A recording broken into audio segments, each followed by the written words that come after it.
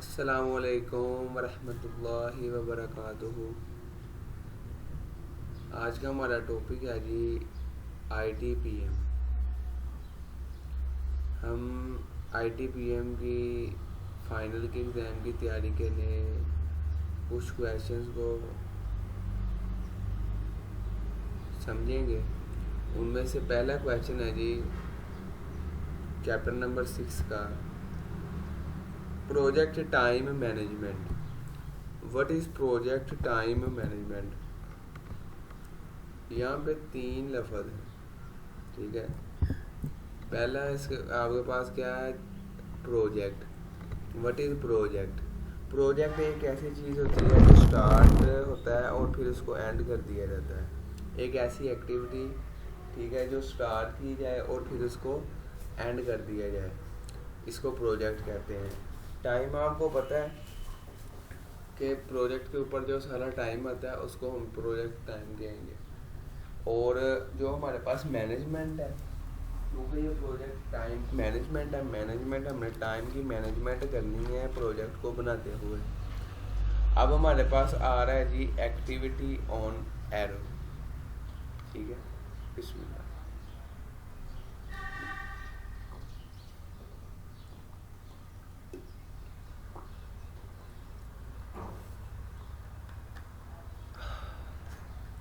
Okay जी, start करते हैं। Construct table according to given diagram. सवाल को अच्छे तरीके से आपने समझ लेना है। कहता है कि एक टेबल बनाना है, आपको एक डायग्राम दी जाएगी और फाइंड करना है critical path of a project. Okay, असल में AOA से मुराद क्या है? AOA एक एक्टिविटी ऑन एरे, ये एक डायग्राम बनाती है जिसमें एक्टिविटी को बनाया जाता है और उनको एरोज के साथ शो किया जाता है कि प्रोजेक्ट की स्टार्टिंग और एंडिंग किस साइड पे जा रही है। यहाँ पे यही बताया गया है कि network diagram are the preferred technique for showing activity sequencing, क्या है जो हमारा प्रोजेक्ट है उसका सीक्वेंस क्या है, ठीक है। और देन वो कह रहा है कि जो network diagram is a dramatical display of a logical relationship among her sequencing of project activities. इस डायग्राम से हमें पता चल जाता है कि आपस में किस तरह ये सारी चीज़ें लिंक्ड है। अब नीचे ADM से मुराद है, AOA भी इसे कहते हैं। ADM stand for arrow diagramming method. इसको कहते हैं also called activity on arrow network diagram. Activities are represented by arrows, okay. Nodes are circles are starting and ending points of activities. The first node signifies the start of a project and the last node represents the end of a project. These activities come from WPS and activity tabulation process. अच्छा, अब इन सारी बातों में उन्होंने यही बताया हुआ है कि जो फर्स्ट नोड होगी उसे स्टार्टिंग एक्टिविटी कहेंगे और जो लास्ट पे नोड होगी उसे एंडिंग भी कहेंगे, ठीक है, एंड ऑफ अ प्रोजेक्ट भी कहेंगे। और इस ये जो सारी हैं हमारे पास एक्टिविटीज़, इनमें आपने जैसे जो बेसिक हैं, जो फॉर्मल हैं, उनको रिप्रेजेंट करना है, ठीक है। यहाँ पे लिखा हुआ है point, not all activities on WPS are shown on network diagram. मतलब कि आपने वो इंटायरली नहीं बताना, जैसा एक्सटर्नल स्ट्रक्चर उसका ड्रा कर देना। Only activity with dependency depends on network diagram, ठीक है।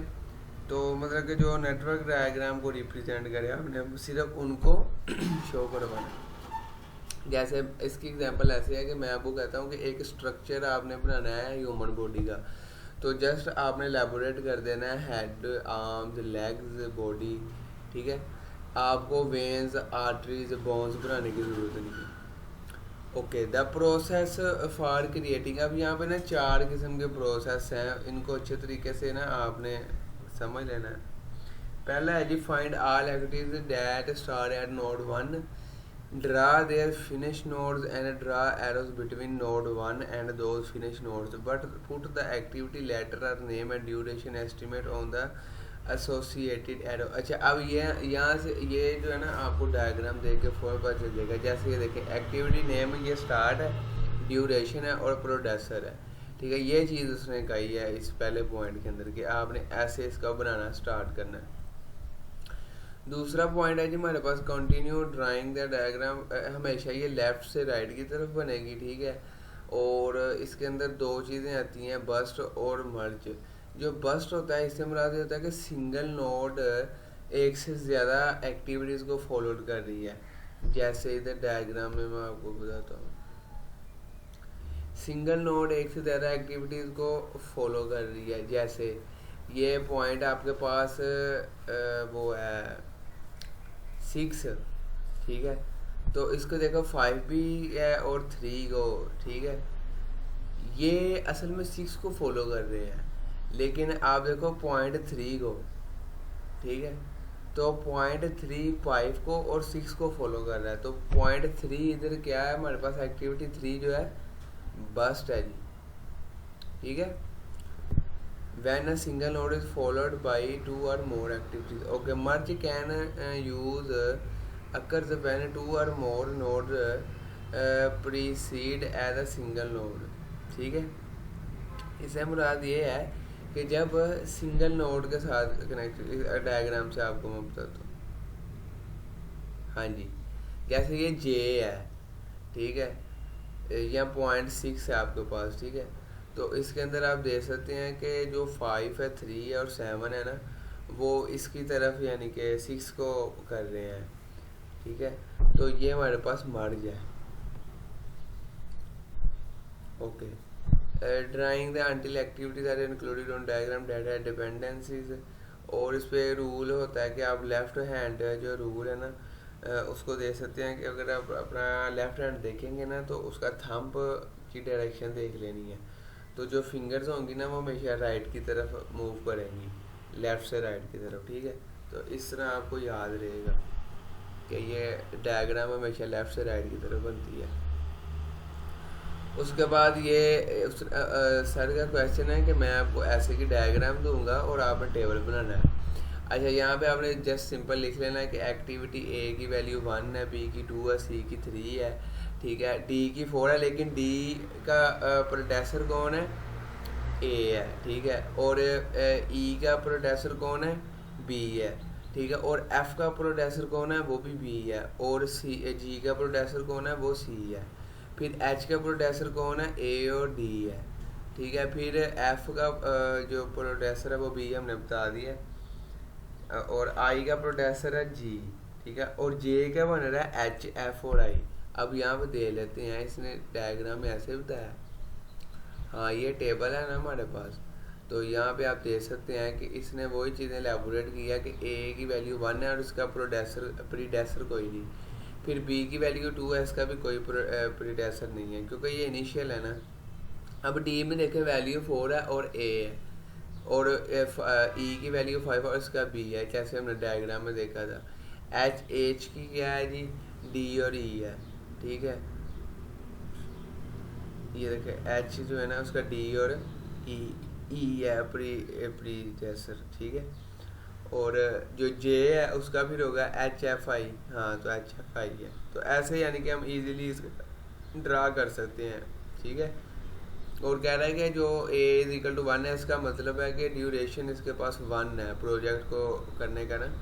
अब ड्राइंग द प्रोजेक्ट नेटवर्क आ रहा है कि प्रोजेक्ट के नेटवर्क को आप ड्रा कैसे कर सकते हैं। तो ए ओ ए से मुराद होता है एक्टिविटी ऑन एरो, ठीक है। Show network show each activities as an arrow and the nodes represent the starting and ending points. A O N से क्या मुराद है कि एक सिंगल नोड के ऊपर जो आप एक्टिविटी करते हैं ना उसको ए ओ एन कहते हैं, ठीक है जी। नेटवर्क से show each activities as node and arrows show the immediate predecessor activities, ठीक है। अब यहाँ पे एक टेबल बनाया गया, ठीक है, तो इसके नीचे डायग्राम भी होगी। इस डायग्राम को अंडरस्टैंड करते हुए आपने टेबल बनाना है, और उस टेबल को अंडरस्टैंड करते हुए भी आप ये डायग्राम बना सकते हैं, ठीक है। तो देखेंगे ए की वैल्यू 2 है, ठीक है, और बी की 6 है और सी की 4 है, इनका प्रीडेसर कोई नहीं है। फिर आगे डी बन रहा है, तो डी का प्रीडेसर जो है वो है ए, तो उसके बाद बी से क्या जनरेट हो रहा है, बी से जनरेट हो रहा है ये जी, ठीक है। तो एफ, एफ किधर है, एफ भी जनरेट हो रहा है ए से ही, ठीक है। तो मैंने कहा था कि जिस एंटिटी से आगे दो दो बने, ठीक है, तो उसको क्या कहते हैं, उसको बस्ट कहते हैं। और जिस एंटिटी, जो एंटिटी मतलब कि जैसे ये 4 है, तो ये 1 और 2 दोनों से मिलके बन रहा है, ठीक है, और 3 से, 1 2 3 से, ठीक है। तो इसको हम कहेंगे मर्ज, क्योंकि यहाँ पे चीज़ें मर्ज हो रही हैं।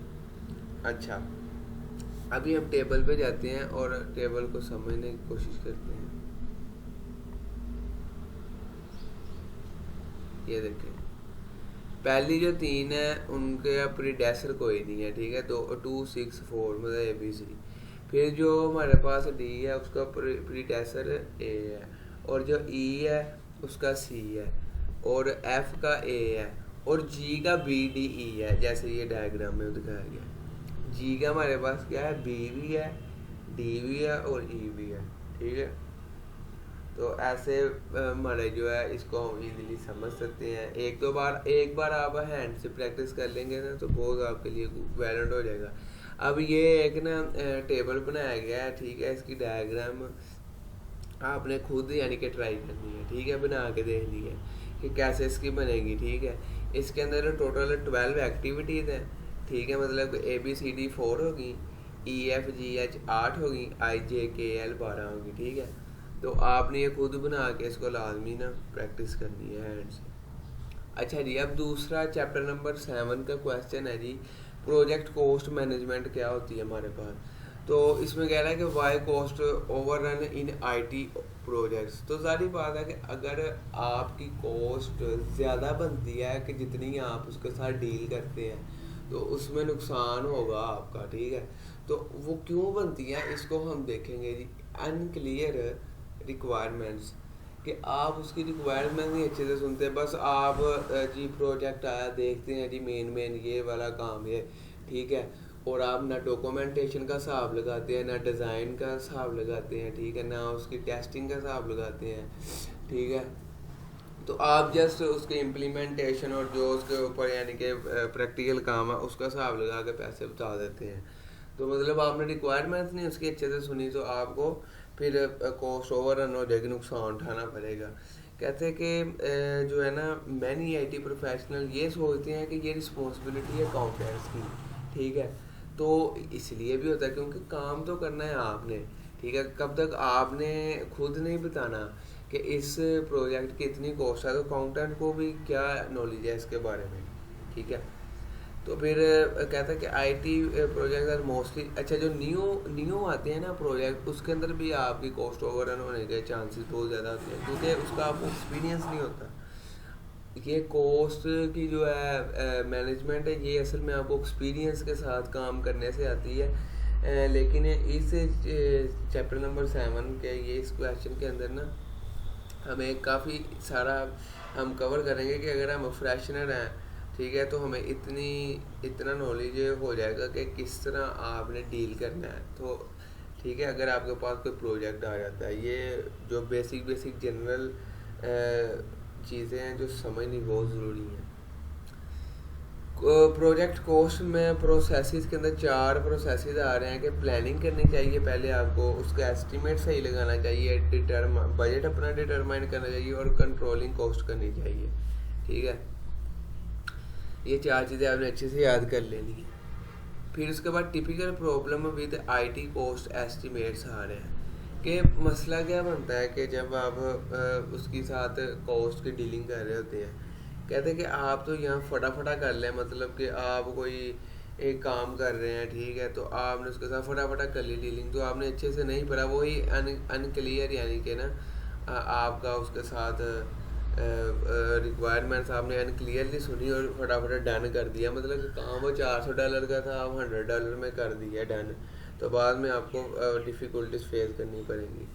लैक ऑफ एस्टिमेशन, यानी कि फ्रेशनर बंदा है, वो डीलिंग कर रहा है, तो सारी बात है उसको नहीं पता कि कितना इसके ऊपर कॉस्ट आएगी, कितना टाइम रिक्वायर्ड होगा। Human beings are based toward under estimation, तो कहता है कि इससे ये होता है कि जो सीनियर है, ठीक है, वो अपना काम कर रहे होते हैं, ठीक है, लेकिन वो अपने हिसाब से तो कॉस्ट को कर लेते हैं, लेकिन वो ये नहीं देखते कि जो हमारे नीचे जूनियर्स हैं उनको भी यानी कि वो पे करनी है, तो उनकी भी पे को ऐड करके फिर हमें कॉस्ट जो है ना वो बतानी चाहिए। Management desires accuracy. तो ये जो है कहता है कि might ask for an estimate but really wants to more accurate member to help then create a bid to win a major contract or get internal funding. तो कहता है कि ये जो चार है ना हमारे पास प्रॉब्लम्स हैं कि इनकी वजह से कॉस्ट जो है ना वो ओवर रन हो जाती है, ठीक है, और हमें डिटरमाइन करने में मुश्किल होती है। फिर ये sir wire pro project cost estimate का एक टेबल बताया गया है। इसके अंदर बेसिकली 6 थिंग्स हैं कि कब हम एक प्रोजेक्ट को पकड़ते हैं तो उसका कितने कितने परसेंट जो है ना वो चला जाता है। मतलब कि 20 और 5 25 और 40 45 और 5 50 50 और 13 कितने हो गए 63 63 और 10 73 और 7 80%, ठीक है। मतलब कि यहाँ पे एक जो टेबल बनाया गया है उसके 80% है और उसको डिवाइड किया गया है कि 80% जो है ना 20% जो होता है वो कहता है कि चले जाता है उसके यानी कि ना डॉक्यूमेंटेशन पे। अभी ये हम देखते हैं कि कैसे यानी कि ना इस टेबल के मुताबिक प्रोजेक्ट को डील किया जाता है और बनाया जाता है। सबसे पहले हमारे पास आ रहा है प्रोजेक्ट मैनेजमेंट। उसके अंदर आ रहा है प्रोजेक्ट मैनेजर, टीम मेंबर्स और कॉन्ट्रैक्टर्स, ठीक है। अब इनका बताया गया है कि ये कितने यूनिट्स पर आ रहे हैं, इनके अंदर आएंगे कितना कॉस्ट आएगी पर यूनिट, मतलब कि 1 घंटे पे वो $100 का काम कर रहे हैं, ठीक है। और वो क्या नाम लेते हैं सब टोटल अगर करें, मतलब कि अगर उसने 960 घंटे काम किया है, ठीक है, तो वो अपना कितने डॉलर बनेंगे प्रोजेक्ट मैनेजर के $96,000, ठीक है।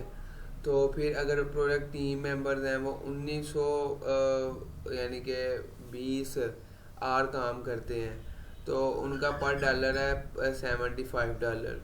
तो सब टोटल उनका क्या बन जाएगा कि 1,44,000 यानी कि डॉलर बन जाएंगे। ये सारे टीम मेंबर्स के बता रहा हूँ। और कंट्रैक्टर जो है, ठीक है, उसके बन जाएंगे, उसको 10% जाएगा of the software development and testing, तो उसके $66,300 बन जाएंगे, 66,000। तो इस तरह यानी कि वो 20% जो है उस प्रोजेक्ट का वो इनको चला जाएगा। फिर हार्डवेयर पे जो कॉस्ट आएगी वो 5% है, उसके अंदर डिवाइसेस आ जाएंगी, सर्वर्स आ जाएंगे। जैसे हम वो ख़रीदते हैं, ये जो है जब वेबसाइट बनाते हैं तो वो होस्टिंग के लिए सर्वर ख़रीदना पड़ते हैं बैकअप के लिए। तो सॉफ्टवेयर है, सॉफ्टवेयर में आपके पास पेड जो आप सॉफ्टवेयर लाइसेंस से सॉफ्टवेयर ख़रीदते हैं वो 40% आ जाते हैं। और टेस्टिंग के लिए आपके पास 5% देना पड़ता है। ट्रेनिंग और सपोर्ट के लिए मतलब कि कोई आपके पास इंटर्निस काम कर रहे हैं या ट्रैवल करके आते हैं जाते हैं टीम मेंबर्स हैं तो उनको 13% चला जाएगा। रिजर्वर्स को 17% चला जाएगा, ठीक है। तो ऐसे यानी कि ना कॉस्ट की आप मैनेजमेंट कर सकते हैं कि अगर आप इन 6 बंदों को ख्याल रखते हैं और अपना एस्टिमेट लगाते हैं कि इसको इतनी जाने इतनी, तो फिर आपको बचेगा क्या एक्चुअल में, तो फिर आप असल कॉस्ट की मैनेजमेंट कर सकते हैं। अब अर्नड वैल्यू एनालिसिस एग्जांपल यहाँ पे आ रही है जी, तो आपको इधर से आइडिया हो जाना चाहिए कि ये क्या चीज़ है, ठीक है। तो ये एग्जांपल हमने ऑलरेडी की हुई है। इस एग्जांपल को जस्ट आपने 3 तरीक़ों से करना है, गिवन लिखना है, टू फाइंड लिखना है और आगे कैलकुलेट करना शुरू कर देना है। अच्छा, अब इस एग्जांपल के अंदर वो पूछ क्या रहा है, वो पूछ रहा है कि एक प्रोजेक्ट है हमारे पास, उसका ड्यूरेशन टाइम दिया गया 8 मंथ का, और पर मंथ आपको $10,000 मिलेंगे। लेकिन 2 मंथ के बाद ना उसके ऊपर कॉस्ट आ जाती है 40,000। एक्चुअल में आनी 20,000 चाहिए, $20,000 चाहिए थे, लेकिन 40 आ गई है। तो वो कह रहा है कि अब ये 2 महीनों में बंदा जो है ना, इसने 30% काम कर लिया, ठीक है। और होना कितने परसेंट चाहिए था, होना तो फिर चाहिए था मतलब कि टाइम ज़्यादा है और जो कॉस्ट है वो कम इसने दी हुई है। अभी हम इसी चीज़ को डिटरमाइन करेंगे। मैंने सिनेरियो आपको समझा दिया है। देखें ना कि 8 मंथ हैं, तो 8 का आप 4 मंथ के अंदर उसको 50% करना चाहिए था, ठीक है। तो 2 मंथ में उसको 25% करना चाहिए था, तो उसने 30% कर लिया है, ठीक है। और कॉस्ट उसकी $20,000 होनी चाहिए थे, वो $40,000 आ गई है। तो इस सिनेरियो के अंदर हम ये चीज़ को ना करेंगे डिस्कस। ये देखें 8 मंथ के अंदर उसके पास $80,000 बनते हैं और एक्चुअल कॉस्ट उसके पास कितनी आ गई है, $40,000। तो प्लान्ड कंप्लीशन क्या थी, प्लान के मुताबिक हमारी कंप्लीशन अभी 25 होनी चाहिए थी, लेकिन असल में कितनी कंप्लीशन है, 30%, ठीक है। तो पहले हम प्लान्ड वैल्यू निकालेंगे, फिर अर्नड वैल्यू निकालेंगे, फिर आगे फर्दर CPI SPI, ठीक है, CBSP। तो इधर आपके पास फार्मूला है प्लान्ड कंप्लीशन मल्टीप्लाई BSE मतलब टोटल। तो ये आपके पास 20,000 प्लान्ड वैल्यू आ जाएगी, ठीक है। प्लान के मुताबिक ये था कि 2 महीनों में कितनी आनी चाहिए, 20,000, ठीक है, डॉलर। तो जो अर्नड वैल्यू है वो आपके पास आनी चाहिए अभी, यानी कि जो अर्नड है तो वो 24,000 आ गई है, ठीक है, क्योंकि 30% उसने कर लिया ना, 25 की 5% ज़्यादा कर लिया। उसके बाद हम देख रहे हैं जी, कंप्यूट करेंगे SPI को, इसकी SPI को और CPI को। CPI का फार्मूला है EV अर्नड वैल्यू बटा एक्चुअल कॉस्ट, ठीक है। तो ये 0.6 है हमारे पास, इसका मतलब 60% आ गई है, ठीक है। उसके बाद है जी अर्नड वैल्यू बटा प्लान्ड वैल्यू, तो हमारे पास 120% आ रहा है। तो उसके बाद CV equal to EV minus AC है, तो ये नेगेटिव में चला गया, मतलब कि हमारा जो बजट है ना वो ओवर रन हो गया है, ठीक है। Cost variance is negative number, is mean that performing the work cost more than plan. ये कॉस्ट यानी कि ज़्यादा आ गई है प्लान के मुताबिक। तो असल में फिर कॉस्ट कितनी बनेगी, तो डबल बन जाएगी ना, कि मतलब कि वो काम फिर $1,60,000 में होगा जो $80,000 में पकड़ा हुआ था। तो EAC इसके अंदर फाइंड करेंगे, ठीक है, अर्नड एक्चुअल कॉस्ट जो है, ठीक है। तो इधर टोटल बटा CPI, ठीक है। तो ये आपके पास आ जाएगा इतना, ठीक है, कि इतने यानी कि डॉलर्स में ना काम होना चाहिए। और मंथ इसके लिए ये टाइम है, ठीक है, एस्टिमेट टाइम कॉस्ट, तो 7 मंथ के अंदर ये काम होना चाहिए और इतने डॉलर इसके एक्चुअल बनते हैं।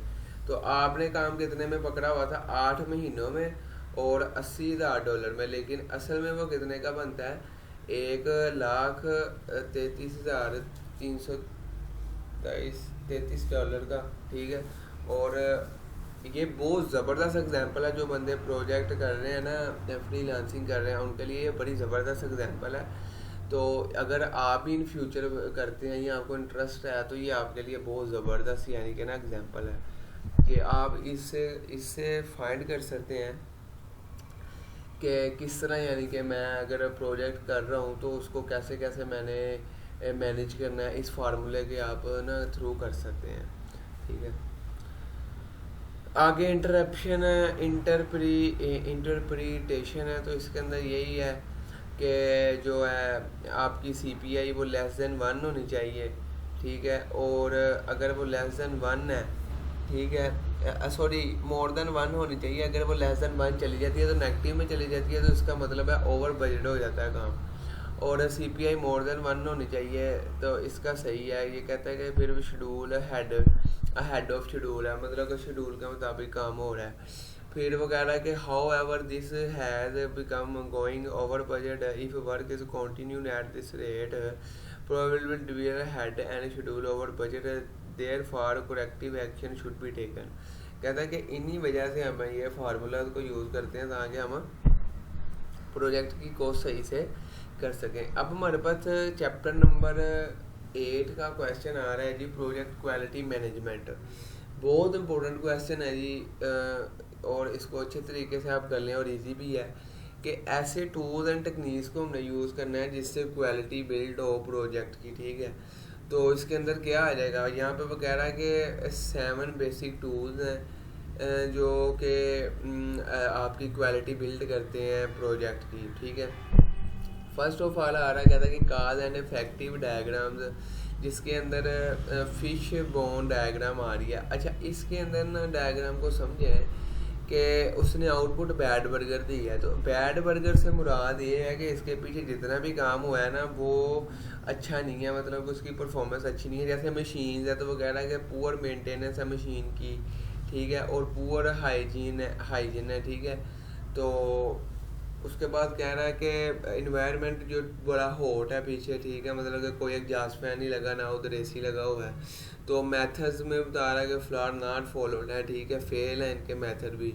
और मेजरमेंट्स में बता रहा है कि इनकोरेक्ट क्वांटिटी जितना मर्जी, यानी कि कोई इंग्रेडिएंट्स की स्टैंडर्ड ही नहीं है।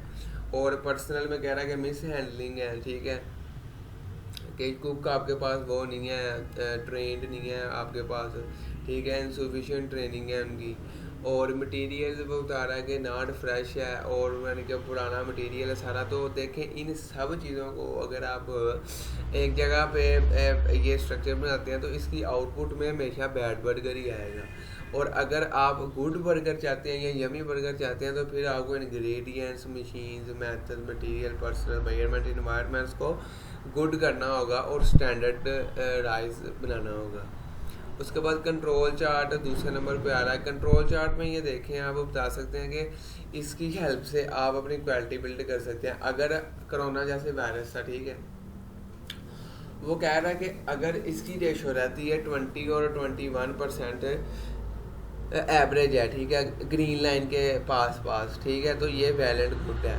लेकिन अगर 22 से पास चली जाती है या 20 या 19 से बिलो चले जाती है, ठीक है, तो ये हमारे लिए नुकसानदेह। जैसे मैं आपको बताता हूँ, शुगर टेस्ट है, ठीक है, अल्लाह पाक इस बीमारी से सबको बचाए। तो शुगर टेस्ट के अंदर ऐसे है कि अगर आपकी जो शुगर है वो 180 और 140 के दरमियान रहती है, ठीक है, तो आपकी नॉर्मल है, ठीक है, मतलब उसकी एक रेंज है। लेकिन अगर आपकी 140 से अबव चले जाती है, 200, 250 हो जाती है, 300, तो वो भी नुकसानदेह है। लेकिन अगर शुगर कम हो जाती है, 80 से बिलो जाना शुरू हो जाती है, तो वो भी बहुत नुकसानदेह है। रन चार्ट डिस्प्ले क्या करेगा जी, ये देखें, रन चार्ट की एग्जांपल इस तरह है कि इसके अंदर वो बता रहा है कि स्लाइटली डिफरेंस है कि ये हिस्ट्री के पैटर्न को ना करता है, यानी कि जो पहले का पैटर्न होता है ना उसको भी शो करता है, और जो न्यू होता है उसको, इससे ये पता चलता है कि हमारी पहले क्या कमज़ोरियाँ थी और हम अब किस चीज़ की ज़रूरत है, ठीक है। जैसे अभी आप किसी मॉल में जाते हो तो आप देखते हैं कि उसका डिस्प्ले ना इतना फ्रेंडली नहीं है, ठीक है, तो आप उस डिस्प्ले को भी एक पीछे उसकी हिस्ट्री चल रही होगी और उसी की जगह पे रिप्लेसमेंट करते जाएंगे। तो इस तरह डिफेक्ट्स आप दूर कर सकते हैं। स्कैटर डायग्राम में क्या है जी, how to show if there is a relationship between two variable. अच्छा, अब हम मॉल में गए हैं तो आपने देखा है, आपने ना यूज़र का इंटरेस्ट देखा कि वो कौन सी चीज़ें लाइक करता है, वो मैं डिस्प्ले में फ्रंट पे लगाऊँ, ठीक है, तो जिससे वो अट्रैक्ट हो के अंदर ज़्यादा कस्टमर आए। तो आपने देखा कि वो कस्टमर जो है ना वो लाइक करता है वो चीज़, सेंट्स, ठीक है, टी शर्ट्स वगैरह अकॉर्डिंग टू वेदर, ठीक है। तो आपने वो चीज़ें सामने डिस्प्ले पे लगा दी हैं, तो इसका ये फ़ायदा होगा कि आप यूज़र सर्टिफिकेशन रेटिंग के मुताबिक ना ये आप उस चीज़ को देखेंगे, और जहाँ पे ज़्यादा इंटरेस्ट होगा, ठीक है, आप वहाँ पे ऐसे एंटिटीज़ को, जैसे इसने मर्ज किया हुआ है, ठीक है, 30 और 40 के दरमियान, ठीक है, तो आप उन चीज़ों का ख्याल रखेंगे और उनके इंटरेस्ट के मुताबिक चीज़ों को डिस्प्ले में लगाएंगे। हिस्टोग्राम में ये जी आपको नज़र आ रहा है कि ये ऐसे इसका होता है ग्राफ। ये भी बहुत क्वालिटी को बिल्ड करने में आपकी मदद देता है कि आपकी क्वालिटी किस तरह जा रही है, ठीक है। और ये डिस्ट्रीब्यूशन में वेरिएबल है, ठीक है। तो उसके बाद पेरेटो, ये प्रायोरिटी से लफ्ज़ निकला है कि आप जिस जो प्रॉब्लम जो काज यानी कि हाई रेट जिसकी कंप्लेन, जैसे आपका वाईफाई या लगवाया आपने घर में, ठीक है, तो उसमें कंप्लेन इस चीज़ की ज़्यादा है जी, ये 2 से 3 घंटे डाउन रहता है, ठीक है। तो अब दूसरी कंप्लेन ये है कि ये 1 घंटा जो है ना वो स्लो हो जाता है। तो वो पहले काम करेंगे क्योंकि कंप्लेन इस पे ज़्यादा है कि डाउन रहता है, ठीक है, तो वो उसको पहले प्रायोरिटी देंगे, उसको सोल्व करेंगे। तो इस तरह चीज़ों की क्वालिटी बिल्ड होती है। तो अब हमारे पास चैप्टर नंबर 9 का क्वेश्चन आ रहा है ह्यूमन रिसोर्स मैनेजमेंट, बहुत इंपॉर्टेंट है यार जी। तो इसमें वो कह रहा है कि ह्यूमन रिसोर्स मैनेजमेंट 3 लफ्ज़ हैं जी। ये ह्यूमन है the name of the mistake, इंसान गलतियों का पुतला है जी। तो आगे आपके पास रिसोर्स है। रिसोर्स वो चीज़ होती हैं जैसे टूल्स हैं, किसी भी चीज़ को कोई भी काम करने का जो हमारे पास जरिया होता है उसको रिसोर्स कहते हैं, मैनेजमेंट है, ठीक है। Human resource management HR management की मदद से हम प्रोजेक्ट्स को कैसे डील करते हैं ये हम देखेंगे। इसमें मैस्लो हायरार्की नीड्स बता रही है कि इसमें लो से हाई की तरफ काम जाएगा। जैसे वो कह रहा है कि satisfy need is no longer a motivator, ठीक है। कहता है कि आपकी जो फिजियोलॉजिकल है, ठीक है, थिंग्स जैसे फूड और वाटर है, आप उसकी बजाय अपनी सेफ्टी को ज़्यादा तरजीह देंगे और सेफ्टी के बजाय माशरे में अपनी यानी कि जो आपकी रेपुटेशन उसको ज़्यादा तरजीह देंगे और एस्टीम उससे आपका जो स्टेटस है मतलब किसी कंपनी में उसको फिर ज़्यादा तरजीह देंगे और सेल्फ एक्चुअलाइजेशन जो आपके चैलेंजेस है फिर उसको ज़्यादा तरजीह देंगे। मतलब लो से हाई की तरफ आप जाते हैं, ठीक है। फिर उसके बाद यहाँ पे MC Gregor theory X and Y बताया गया। X के अंदर ये है कि जो आपके पास मैनेजर है ना वो आपके साथ बिहेव बहुत यानी कि स्ट्रिक्ट करता है, ठीक है, और दबा के रखता है ऑर्गेनाइजेशन में ना एम्प्लॉयज़ को। लेकिन जो Y है ना वो काम उनसे उतना ही करवाता है, ठीक है, लेकिन ये है कि वो फ्रेंडली तरीके से उनको खुश रखता है, छुट्टी पे उनको इतना ज़्यादा गुस्से नहीं होता या सैलरी नहीं काटता और उनको ट्रेनिंग देता रहता है कि ये काम ऐसे नहीं ऐसे। तो पावर अब इसके अंदर आ रही है जी। पावर कैसे यानी कि HR मैनेजमेंट के अंदर आती है। तो ज़ाहिर बात है कि एक बंदा वेल क्वालिफाइड है तो वो अनक्वालिफाइड बंदे से पावरफुल होगा क्योंकि वो अच्छी पोस्ट पे होता है, ठीक है। जैसे मैनेजर है, मैनेजर की भी सेहत उतनी होती है एम्प्लॉय की भला उससे ज़्यादा हो मुलाजम बंदे की, लेकिन क्या है कि वो उसके मुताहत होता है क्योंकि उसकी वैल्यू ज़्यादा है। अच्छा जी, उसके बाद वो कह रहा है कि कोर्सिव और लेजिटिमेट। अच्छा, कोर्सिव में वो बता रहा है कि यहाँ पे ना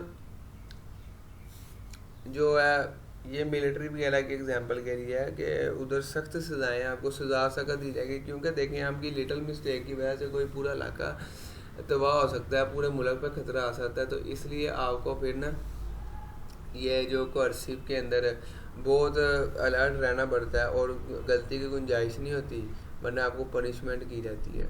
और लेजिटिमेट में वो कह रहा है कि अब आप जैसे प्रेसिडेंट हैं, ठीक है, तो उसके पास राइट्स होते हैं कि वो इस MP MNA और वो जो नीचे उसके जितने भी हैं मेंबर्स उनको कैसे काम देना है, ठीक है, और किसको रखना है किसको आउट करना है। जैसे हुकूमत चेंज होती है तो वो सारा अमला नीचे से चेंज हो जाता है। उसके बाद what is project human resource management. तो इसके अंदर 4 चीज़ें हैं जी। Developing human resource plan, acquire the project team, develop the project team और मैनेजिंग द प्रोजेक्ट टीम। ये 4 चीज़ें जो हैं इसके अंदर बहुत ज़रूरी हैं, ठीक है। तो इन 4 चीज़ों को आपने अच्छे तरीके से कवर कर लेना है। तो आई होप कि आपको इन 4 क्वेश्चन की अच्छे से समझ आ गई होगी। तो बाकी इंशाल्लाह ताला हम नेक्स्ट वीडियो के अंदर देखते हैं।